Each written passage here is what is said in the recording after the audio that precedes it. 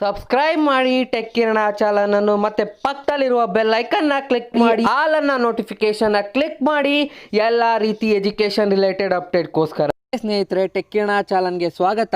ಇವತ್ತಿನ ದಿನ ನಾನು ಕಂಪ್ಲೀಟ್ ಡೀಟೇಲ್ ಆಗಿ ಈ ಪ್ರಮೋಟ್ ಆಗಿದ್ದೀರಲ್ಲ ಇಂಟರ್ಮೀಡಿಯೇಟ್ ಸ್ಟೂಡೆಂಟು, ತುಂಬ ಜನಕ್ಕೆ ತುಂಬ ಥರ ವೆರೈಟಿ ಕ್ವಶನ್ಗಳಿದ್ದಾವೆ. ವೆರೈಟಿ ಕ್ವಶನ್ಸ್ ಅಂದರೆ ಈಗ ಫಾರ್ ಎಕ್ಸಾಂಪಲ್ ನಂದು ಪ್ರೀವಿಯಸ್ ಸೆಮ್ಮಲ್ಲಿ 2 ಹೋಗಿದ್ದಾವೆ, ಅದನ್ನು ಕನ್ಸಿಡರ್ ಮಾಡ್ತಾರೋ ಇಲ್ವೋ, ಅಥವಾ ನನ್ನ ಬ್ಯಾಕ್ಲಾಸ್ಗಳು ತುಂಬ ಇದ್ದಾವೆ ಅದನ್ನು ಕನ್ಸಿಡರ್ ಮಾಡ್ತಾರೋ ಇಲ್ವೋ, ನಾನು ಸೆಮ್ಮು ಡಿಟೈನ್ ಆಗಿದ್ದೀನಿ, ನಾನು ನೆಕ್ಸ್ಟ್ ಸೆಮ್ಮಿಗೆ ಹೋಗ್ಬೋದೋ ಇಲ್ವೋ, ನನ್ನ ಇಂಟರ್ನಲ್ ಅಸೈನ್ಮೆಂಟ್ ಎಷ್ಟು ಕನ್ಸಿಡರ್ ಮಾಡ್ತಾರೆ, ಯಾರ್ಯಾರನ್ನೆಲ್ಲ ಪ್ರಮೋಟ್ ಮಾಡಿದ್ದಾರೆ, ಇಂಥ ಹಲವಾರು ಪ್ರಶ್ನೆಗಳು ವಿದ್ಯಾರ್ಥಿಗಳಿಗೆ ಡೌಟ್ ಬಂದಿದ್ದಾವೆ ಮತ್ತು ಕಮೆಂಟ್ ಸೆಕ್ಷನಲ್ಲಿ ಕಮೆಂಟ್ ಮಾಡಿದ್ದಾರೆ. ಅದಕ್ಕೋಸ್ಕರ ನಾನು ಅದ್ರ ಬಗ್ಗೆ ಡೀಟೈಲಾಗಿ ಹೇಳೋಣ ಅಂತ ಈ ವಿಡಿಯೋ ಮಾಡ್ತಾಯಿದ್ದೀನಿ. ಇದು ಬಂದು ಅಫಿಷಿಯಲಾಗಿ ಬಂದಿರೋ ಕರ್ನಾಟಕ ಸರ್ಕಾರದಿಂದ ಅಫಿಷಿಯಲಾಗಿ ಬಂದಿರೋ ನೋಟಿಫಿಕೇಷನ್ ನಾನು ಓಪನ್ ಮಾಡಿ ತೋರಿಸ್ತಾ ಇರೋದಿಲ್ಲಿ. Proceeding of government of Karnataka, ಇದು ಅಫಿಷಿಯಲ್ ಆಗಿ ನೋಟಿಫಿಕೇಷನ್ ಬಂದಿದೆ. ಇದರಲ್ಲಿ ಏನೇನಿದೆ ನಿಮ್ಮ ಕ್ವಶನ್ಗಳಿಗೆ ಉತ್ತರನ ಕೊಡ್ತಾ ಬರ್ತೀನಿ ನೋಡಿ. ಸ್ವಲ್ಪ ಜನ ಏನು ಕೇಳ್ತಾ ಇದ್ದಾರೆ ಅಂದರೆ ಡಿಪ್ಲೊಮೊ ಕೋರ್ಸಸ್ಗಳು ಎಲ್ಲ ಪ್ರಮೋಟ್ ಆಗಿದ್ದಾವೆ, ಯಾಕಂದರೆ ನೀವು ತುಂಬ ಜನ ಕಮೆಂಟ್ ಮಾಡ್ತಾ ಇದ್ದೀರಾ ಡಿಪ್ಲೊಮೊ ಕೋರ್ಸಸ್ಸಲ್ಲಿ ಬ್ರ್ಯಾಂಚ್ಗಳು ಇರ್ತವೆ ನೋಡಿ. ಈಗ ಎಲೆಕ್ಟ್ರಾನಿಕ್ ಇರುತ್ತೆ, ಮತ್ತೊಂದು ಇರುತ್ತೆ ಬ್ರ್ಯಾಂಚಸ್ಸು. ಡಿಪ್ಲೊಮೊ ಅಂದರೆ ಎಲ್ಲ ಪ್ರಮೋಟ್ ಆಗಿರ್ತವೆ, ಗೊತ್ತಾಯ್ತಾ? ಸ್ವಲ್ಪ ಜನ ಕ್ವಶನ್ ಕೇಳ್ತಾ ಇದ್ದೀರಾ. ಫಸ್ಟ್ ಇಂಟರ್ಮೀಡಿಯೇಟ್ ಸ್ಟೂಡೆಂಟ್ ಸಾಲ್ವ್ ಮಾಡಿಬಿಡ್ತೀನಿ ನಾನು ಅವರಿಗಿರೋ ಪ್ರಶ್ನೆಗಳನ್ನ. ಸ್ವಲ್ಪ ಜನ the student are promoted to the higher semester based on the grading of student which would be composite of 50 marks on the basis of the pattern of internal evaluation adopted by the university and the remaining 50%. ಇಲ್ಲಿ ಏನು ಹೇಳಿದ್ದಾರೆ ಅಂದರೆ ನಿಮಗೆಲ್ಲ already ಗೊತ್ತಾಗಿರುತ್ತೆ, 50% internal assessment, 50% previous sem ಮಾರ್ಕ್ಸ್ನ consider ಮಾಡ್ತಾರೆ.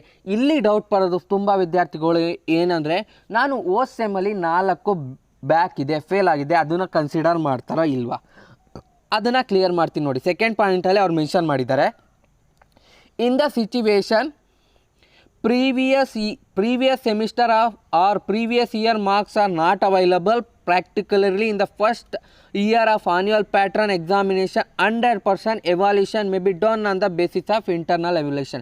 ಇಲ್ಲಿ ಏನಂತ ಹೇಳಿದ್ದಾರೆ, ಈಗ ನಿಮ್ಮ ಪ್ರೀವಿಯಸ್ ಸೆಮ್ ಅಂದರೆ ಈಗ 4, ಈಗ ನಾನು 4 ಸೆಮ್ಮಲ್ಲಿ ಇದ್ದೀನಿ, 3rd ಸೆಮ್ಮಲ್ಲಿ 4 ಫೇಲ್ ಆಗಿರುತ್ತೆ, 4 ಅಲ್ಲ 6 ಫೇಲ್ ಆಗಿರುತ್ತೆ ಅಂದ್ಕೊಳ್ಳಿ, ಆ 6 ಮಾರ್ಕ್ಸು ಕನ್ಸಿಡರ್ ಮಾಡಲ್ಲ. ಇಲ್ಲಿ ಟೋಟಲಿ ನಿಮ್ಮನ್ನ 50% ಆ ಮಾರ್ಕ್ಸ್ನ ಕನ್ಸಿಡರ್ ಮಾಡಲ್ಲ. ಇಲ್ಲಿ 100% ನಿಮ್ಮ ಇಂಟರ್ನಲ್ ಅಸೆಸ್ಮೆಂಟ್ ಮೇಲೆ ಹೋಗಿರುತ್ತೆ.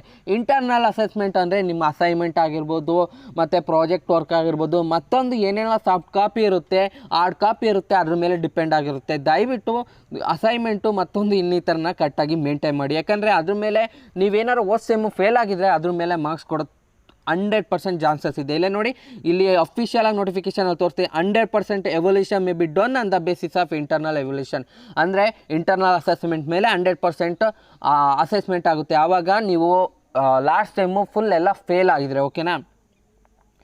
3rd ಪಾಯಿಂಟ್ ಬಂದು, if the student wishes to improve the grade she may appear in the exam for such a subject during the next semester.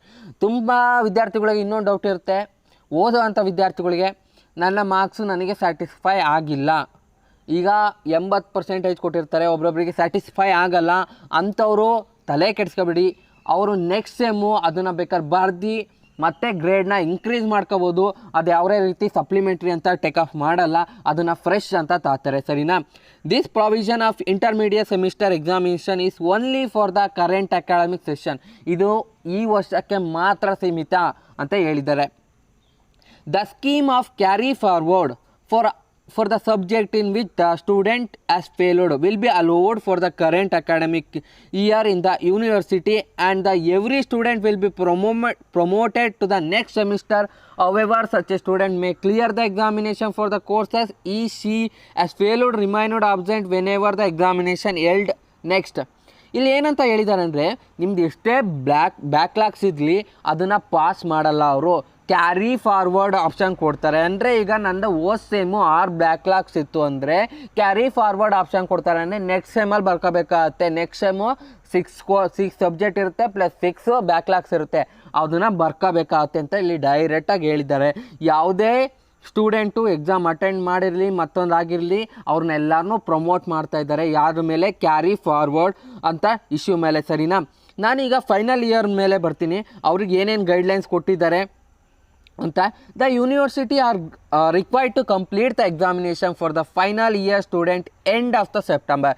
ಅಂದರೆ ಫೈನಲ್ ಇಯರ್ ಸ್ಟೂಡೆಂಟ್ ಅವ್ರಿಗೆ ಸೆಪ್ಟೆಂಬರ್ 2020 ಒಳಗಡೆ exam conduct ಮಾಡ್ತಾರೆ. ಅದು offline ಮೋಡಾಗಿರ್ಬೋದು, online ಮೋಡಾಗಿರ್ಬೋದು, ಅದು ನಿಮಗೆಲ್ಲ ಗೊತ್ತಿದೆ, ಅದ್ರ ಬಗ್ಗೆ ಜಾಸ್ತಿ ಹೇಳೋಕ್ಕೋಗಲ್ಲ. College to cover the syllabus remaining, ಅಂದರೆ ಇಲ್ಲಿ ಏನಂತ ಇನ್ನೊಂದು ಮೆನ್ಷನ್ ಮಾಡಿದ್ದಾರೆ, colleges must be cover the ಸಿಲಬಸ್ನ ಕವರ್ ಮಾಡಿರಬೇಕು ಅಂತ ಹೇಳಿದ್ದಾರೆ. The final year student having the backlog should be compulsory be evaluated by conducting the examination in offline. ಇಲ್ಲೊಂದು ಸ್ವಲ್ಪ ಕ್ವಶನ್ ಹೇಳ್ತಾ ಇದ್ದಾರೆ. ಫೈನಲ್ ಇಯರ್ ಅಂದರೆ ಈಗ ನಾನು ಫೈನಲ್ ಸೆಮ್ಮು ಅಂದರೆ 6th ಸೆಮ್ ಓದ್ತಾ ಇದ್ದರೆ, ನಂದು ಫೈನಲ್ ಸೆಮ್ 6th ಸೆಮ್ ಓದ್ತಾ ಇದ್ದರೆ, ನನ್ನ ಬ್ಯಾಕ್ಲಾಗ್ಸು ಓದ್ ಸೆಮ್ಮು 5 ಇದ್ದರೆ ಈ ಸೆಮ್ಮು 5 ನಾನು ಕೈಯಲ್ಲಿ ಬರೀಬೇಕು. ಅಂದರೆ ಆಫ್ಲೈನ್ ಆಗಿರ್ಬೋದು, ಆನ್ಲೈನ್ ಮೋಡ್ ಆಗಿರ್ಬೋದು, ನಾನು ಕೈಯಲ್ಲಿ ಬರೆದು ಪಾಸ್ ಮಾಡಬೇಕು. ಅಂಥವನ್ನ ಯಾವುದೇ ರೀತಿ ಪ್ರಮೋಟ್ ಮಾಡಲ್ಲ ಅಂತ ಇಲ್ಲಿ ಡೈರೆಕ್ಟಾಗಿ ಹೇಳಿದ್ದಾರೆ. ಫೈನಲ್ ಇಯರ್ ಅವರು ಬ್ಯಾಕ್ಲಾಗ್ಸ್ ಇದ್ದರೆ ಅವಕ್ಕೂ ಎಕ್ಸಾಮ್ನ ಕಂಡಕ್ಟ್ ಮಾಡ್ತಾರೆ, as per the schedule fix ಮಾಡ್ತಾರೆ, ನೀವು ಬರೀಲೇಬೇಕು ಅಂತ ಇಲ್ಲಿ ಮೆನ್ಷನ್ ಮಾಡಿದ್ದಾರೆ. In the case of student of terminal final year is unable to appear in the examination conducted by the university for whatsoever the reason may be she may be give opportunity to appear in the next examination for such a courses paper which may be conducted by the university as and when feasible, so that the student is not put any inconvenience disadvantages. ನೋಡಿ, ಈ ಸಲ ಏನಾರ final year exam ಬರೆಯೋಕ್ಕಾಗಲಿಲ್ಲ, for example ಅವರಿಗೆ Covid ಬಂದಿರ್ಬೋದು, ಕೋವಿಡಿಂದ ಅವ್ರು home quarantine ಆಗಿರ್ಬೋದು, ಅದರಿಂದ ಅವರು ಎಕ್ಸಾಮ್ನ ಅಟೆಂಡ್ ಮಾಡೋಕ್ಕಾಗಲಿಲ್ಲ ಅಂದರೆ ಅವ್ರಿಗೆ ಇನ್ನೊಂದು ಚಾನ್ಸ್ ಕೊಡ್ತಾರೆ. ಅಂದರೆ 2 ಮಂತೋ 1 ಮಂತೋ ಬಿಟ್ಕೊಂಡು ಇನ್ನೊಂದು ಚಾನ್ಸ್ ಕೊಡ್ತಾರೆ. ಆ ಚಾನ್ಸಲ್ಲಿ ಅವ್ರು ಕ್ಲಿಯರ್ ಮಾಡ್ಕೋಬೇಕು. ಆವಾಗ ಅಲ್ಲಿ ಸಪ್ಲಿಮೆಂಟ್ರಿ ಅಂತ ಮೆನ್ಷನ್ ಮಾಡಲ್ಲ, ಆ್ಯಸ್ ಎ ಫ್ರೆಶ್ ಅಂತ ಮಾರ್ಕ್ಸ್ ಕಾರ್ಡಲ್ಲಿ ಮೆನ್ಷನ್ ಮಾಡ್ತಾರೆ. The above provision shall be applicable only for the current academic year ಅಂತ. ಅಂದರೆ ಈ ಪ್ರಾವಿಷನು ಈ ವರ್ಷಕ್ಕೆ ಮಾತ್ರ ಅಂತ ಹೇಳಿದ್ದಾರೆ. ಮತ್ತು commencement of next academic session ಬಗ್ಗೆನೂ ಹೇಳ್ಬಿಡ್ತೀನಿ. ಯಾವಾಗ ಮತ್ತೆ ಕಾಲೇಜ್ ಓಪನ್ ಆಗುತ್ತೆ? ತುಂಬ ಚಾನಲಲ್ಲಿ ತುಂಬ ಥರ ಮಾತಾಡ್ತಾ ಇದ್ದಾರೆ. ಬಟ್ ಇದು ಕರ್ನಾಟಕ ಸರ್ಕಾರದಿಂದ ಅಫಿಷಿಯಲ್ ಆಗಿ ನೋಟಿಫಿಕೇಶನ್ ನನಗೆ ಇವಾಗ ಸಿಕ್ಕಿದೆ. ಅದ್ರ ಬಗ್ಗೆ ಕರೆಕ್ಟಾಗಿರೋ ಡೀಟೇಲ್ ಇಲ್ಲಿ ಸಿಗುತ್ತೆ ನೋಡಿ. Next academic session will be start online tentatively from the September 1 as usual. ನಿಮ್ಗೆ ಗೊತ್ತಿರೋಂಗೆ ಸೆಪ್ಟೆಂಬರ್ 1ಇಂದ ಆನ್ಲೈನ್ 1 ತಿಂಗಳು ಮಾಡ್ತಾರೆ, ಆನಂತರ ಆಫ್ಲೈನ್ ಮಾಡ್ತಾರೆ. ಅಂದರೆ ಸಿಚುವೇಶನ್ ಎಲ್ಲ ಕಂಟ್ರೋಲ್ ಬಂದರೆ ಆಫ್ಲೈನ್ ಕಂಡಕ್ಟ್ ಮಾಡ್ತಾರೆ. ಈ ಡಿಪೆಂಡ್ ಆನ್, ಈಗಲೇ ಹೇಳೋಕ್ಕಾಗಲ್ಲ ನಾನು ಅಕ್ಟೋಬರಿಂದ ಆಫ್ಲೈನ್ ಕ್ಲಾಸಸ್ನ ಕಂಡಕ್ಟ್ ಮಾಡ್ತಾರೆ. ಇಲ್ಲಿ ಮೆನ್ಷನ್ ಮಾಡಿದ್ದಾರೆ ಅಕ್ಟೋಬರಿಂದ ಆಫ್ಲೈನ್ ಕ್ಲಾಸಸ್ನ ಕಂಡಕ್ಟ್ ಮಾಡ್ತೀವಿ ಅಂತ. ಬಟ್ ಇದೇ ಥರ ಏನಾರ ಕೋವಿಡ್ ಜಾಸ್ತಿ ಆಗ್ತಾ ಹೋದರೆ ಆಫ್ಲೈನ್ ಕ್ಲಾಸಸ್ ಕಂಡಕ್ಟ್ ಮಾಡೋದು ತುಂಬ ಕಷ್ಟ ಅಂತ ನಾನು ಹೇಳ್ತಾ ಇದ್ದೀನಿ. All the university hereby directed by the government in the advisory capacity. ಎಲ್ಲ ಯೂನಿವರ್ಸಿಟಿಗಳು ಏನೆಲ್ಲ ಮೆಜರ್ ತಗೋಬೇಕು ಎಕ್ಸಾಮ್ನ ಕಂಡಕ್ಟ್ ಮಾಡಬೇಕು ಅಂದರೆ ಫೈನಲ್ ಇಯರ್ಗೆ, ಅವರು ಸ್ಟ್ಯಾಂಡರ್ಡ್ ಆಪ್ರೇಟಿಂಗ್ ಪ್ರೊಸೀಜರ್ನ ಫಾಲೋ ಮಾಡಲೇಬೇಕು, ಎಕ್ಸಾಮ್ನ ಕಂಡಕ್ಟ್ ಮಾಡಬೇಕು ಅಂತ ನಾನು ಇದ್ರ ಬಗ್ಗೆ ಲೈಟಾಗಿ ಹೇಳ್ಬಿಡ್ತೀನಿ, ಸ್ಕಿಪ್ ಮಾಡ್ತಾ ಹೋಗ್ತೀನಿ. ಜಾಸ್ತಿ ಏನು ಹೇಳೋಕ್ಕೋಗಲ್ಲ, ಇಂಟ್ರೆಸ್ಟ್ ಇರೋಲ್ಲ ನಿಮಗೆಲ್ಲ ಕೇಳೋಕ್ಕಿವೆಲ್ಲ. All the university should unfailingly safe guard interest of stock holder, give higher priority of health care. ಅಂದರೆ ಜಾಸ್ತಿ ಹೆಲ್ತ್ ಕೇರ್ ಬಗ್ಗೆ ಕೊಡಬೇಕು.